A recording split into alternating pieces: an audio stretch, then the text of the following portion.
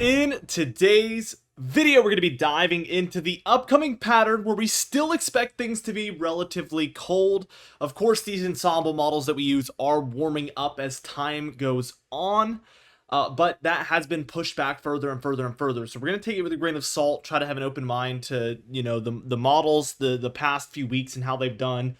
But also have an open mind to just because the last few weeks it's been pushed back doesn't absolutely mean that that's going to happen again. So it's going to be a little bit difficult to dissect. Obviously, this is coming in the form of Arctic blasts, as we've talked about, and that doesn't mean it's going to be frigid. It's still probably going to be warm to even hot, depending on where you're at. If your average is 90 and you're 15 degrees below normal, well, you're still at 75. I mean, that's still pretty warm, but that is considerably far below normal. I mean, that is on the very, very high end of below normal temperatures in the summertime. So this does not mean that it's going to actually feel cold outside. It's just going to be far below what your average is for this time of year. Again, it's all relative to the time of year that we're in.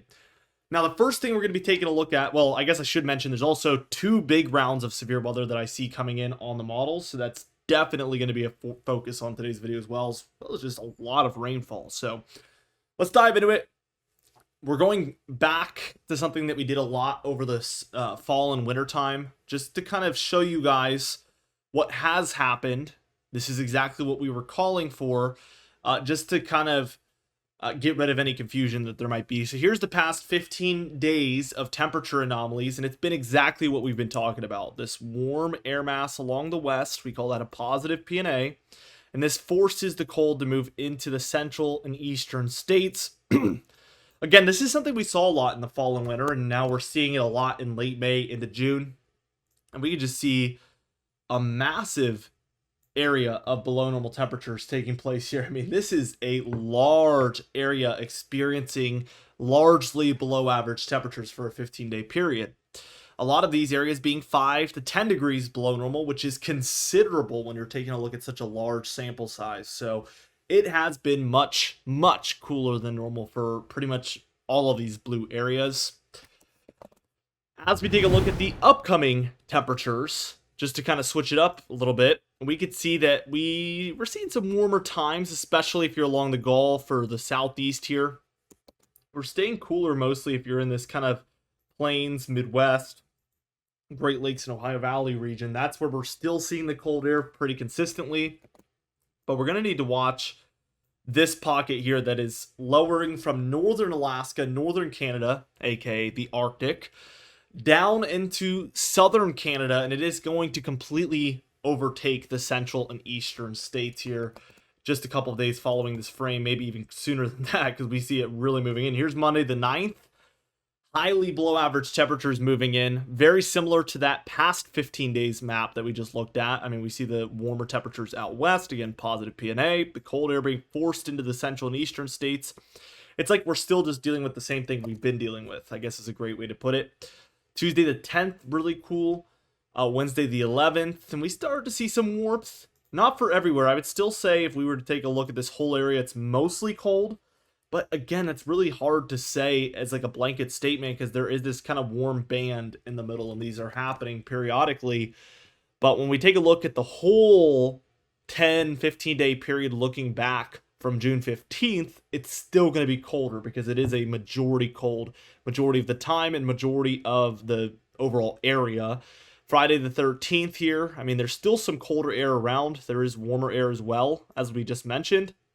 Another thing to note here is that we've seen a complete flip up. The west is actually cooler than normal by this point, and that's why I think sometime around the 15th is the first opportunity, perhaps, for this pattern to flip up. If we see this colder than normal area really solidify itself over the west, I think we could get a full pattern flip here coming up soon.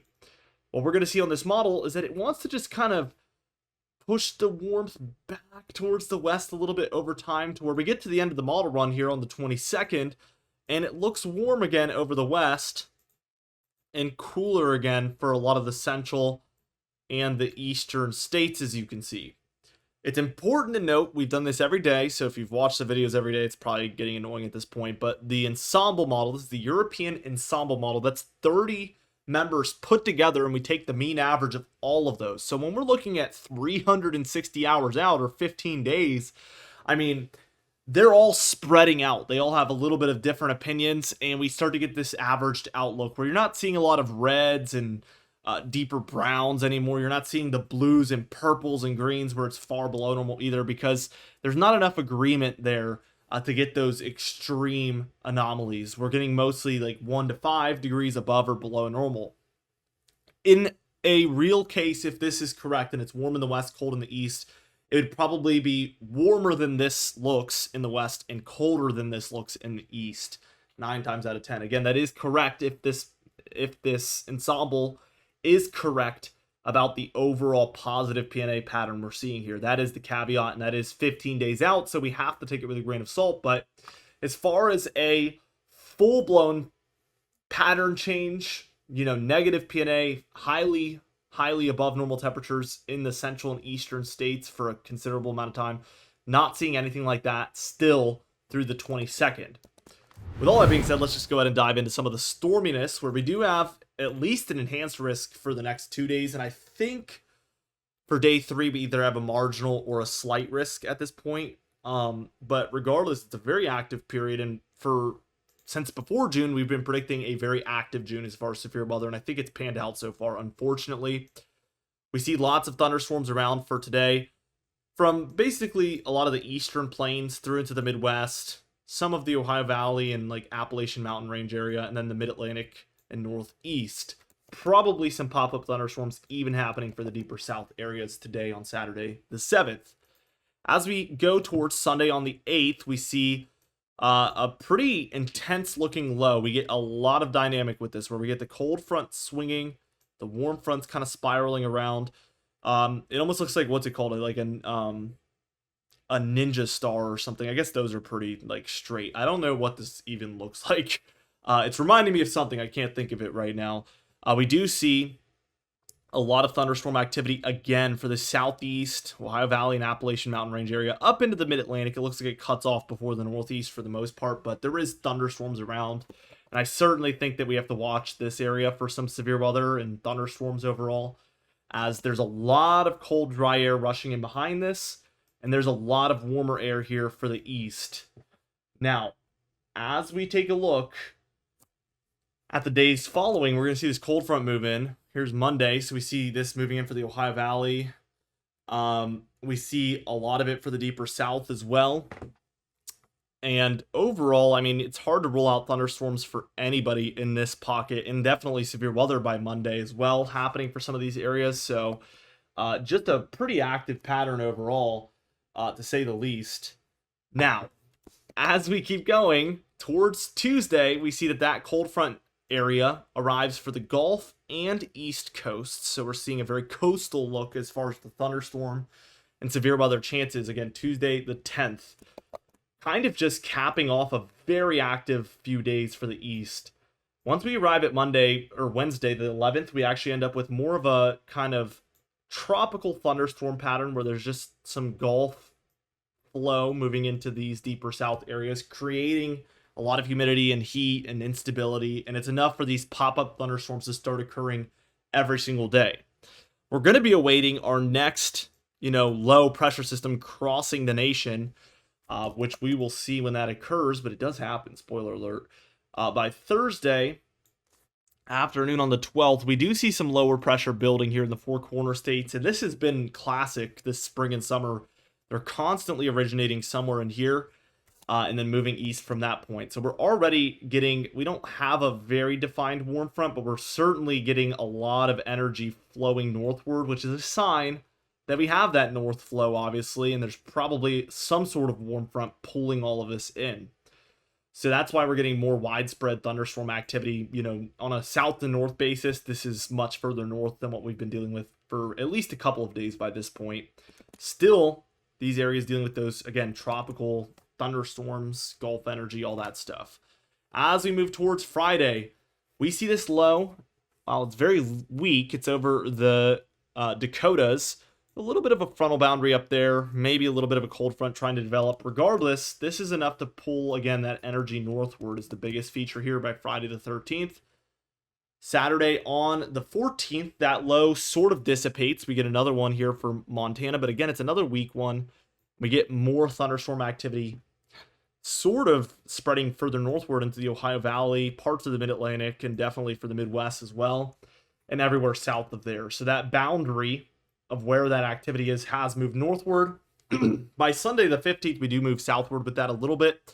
Still not seeing a major low really crossing the nation yet.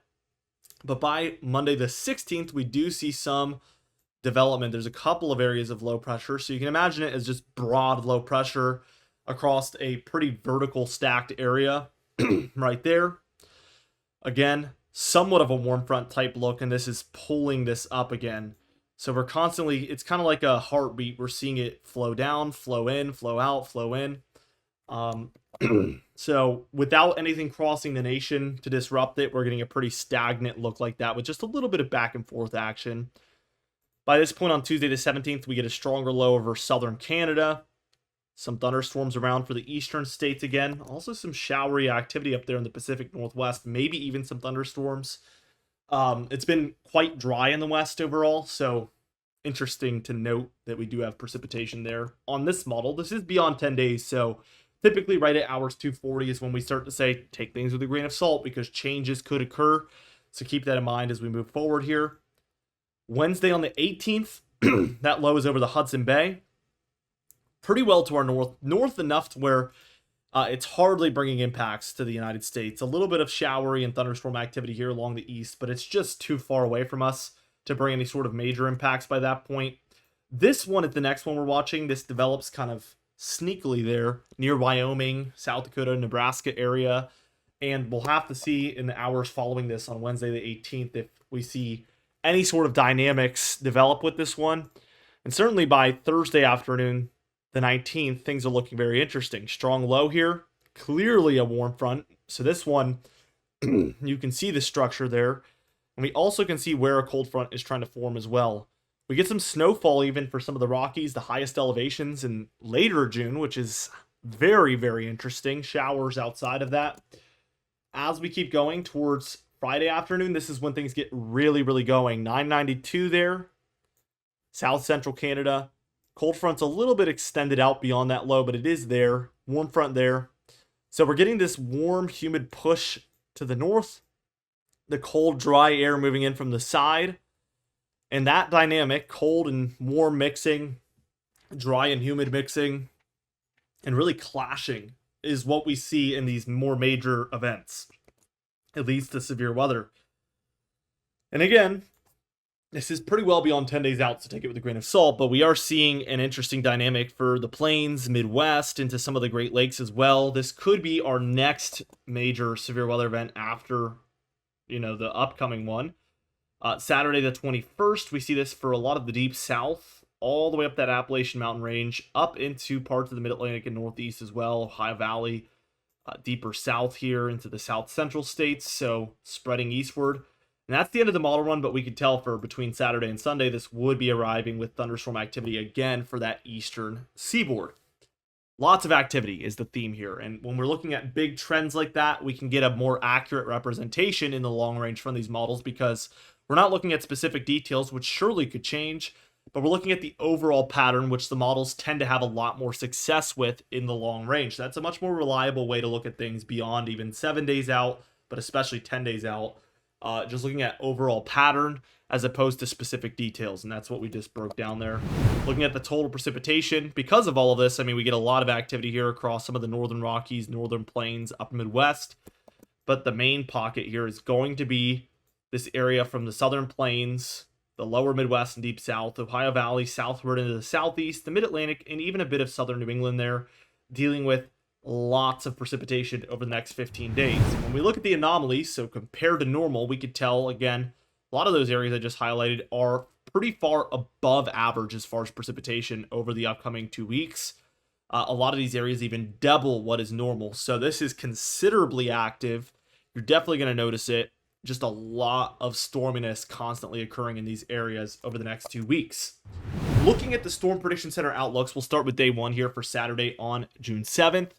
We see a really large general thunderstorm risk area for probably at least half of the nation here in those lighter green areas, and that's where we expect general thunderstorms, but anything is possible. So heed every watch, warning, and advisory. We have 2 darker green areas that you might notice, and that's going to be your level 1 marginal risk areas.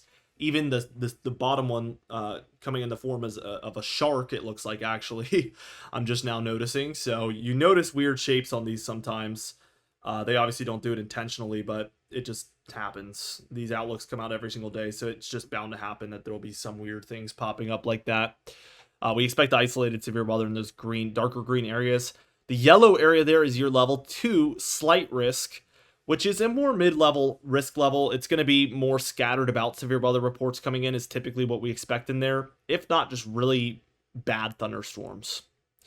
The orange area there across the deep south for Arkansas eastward through some of those Gulf states and even Tennessee, that is your level 3 enhanced risk, which is really your very, very middle level risk. And that's where we expect things to start to get a little bit more widespread. You're a lot more confident that there is going to be bad thunderstorms in your area. And we do expect numerous severe weather reports to come out of there today on Saturday the 7th. Tomorrow, for day 2, we have the general thunderstorm risk, the marginal risk, which still somehow looks like a shark, but it looks like it has like a bite taken out of the middle of it. So we're not changing too much here. And then we have 2 separate slight risk areas, one laid across the southeast and then one more for the plains and Midwest. And then we have that enhanced risk once again for North Texas and southern Oklahoma. A day like this on Sunday the 8th, don't even be surprised if we maybe got a moderate risk upgrade for Texas and Oklahoma. It's probably 50-50 at this point, but that is certainly on the cards for tomorrow on Sunday the 8th. Looking towards Monday the 9th, we have, again, a very far stretching general thunderstorm risk area, and somehow, some way, I still am seeing some shark characteristics on the marginal risk. We're just keeping some similar areas. It looks like it's facing up and it's missing its fin, but it's certainly, the tail is there in New Mexico and Texas. Anyway, we have a slight risk laid across the deep south and southeast again for Monday on the 9th. So this is like the 3rd day in a row for some of these areas.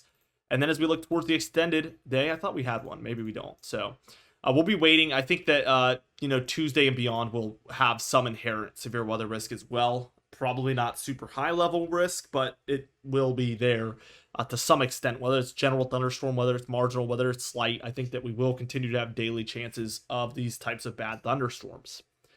With all that being said, be sure to subscribe. We upload every single day. You can even hit the bell icon for daily notifications when we upload so you never miss one. Be sure to like the video if you did enjoy it, leave a comment down below, and I'll see you guys in the next video.